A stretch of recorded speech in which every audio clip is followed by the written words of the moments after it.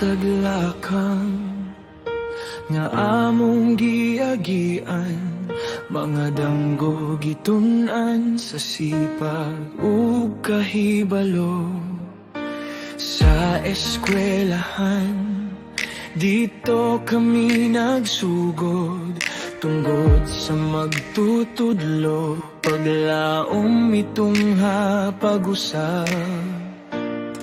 Bisan na dunay kahadlok ug pagduha-duha, gitudloan kami sa pagtindog ug pagpapusog. Kami ang umaabot, andam ng mulupad sa bagong ugma, ligon na mong mga danggo, dala na mo ang dungog, kaalam mo kaisog, alang sa nasud kami mag-alagad nga matinud anon sa bagong Pilipinas. Paglaom sa kasing-kasing, ligon na kaugmaon, kami ang magsugod sa pag-asenso.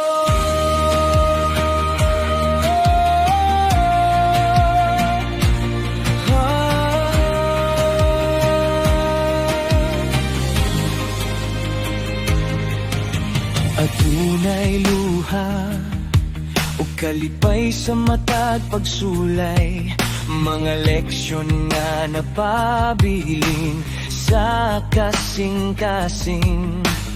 Dili perpekto apan lig-on ang baruganan, molampos bisan lisod ug liko-liko ang dalan.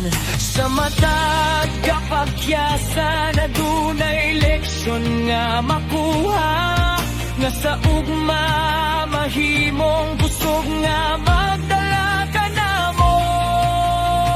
Kami ang umaabot, andam ng mulupad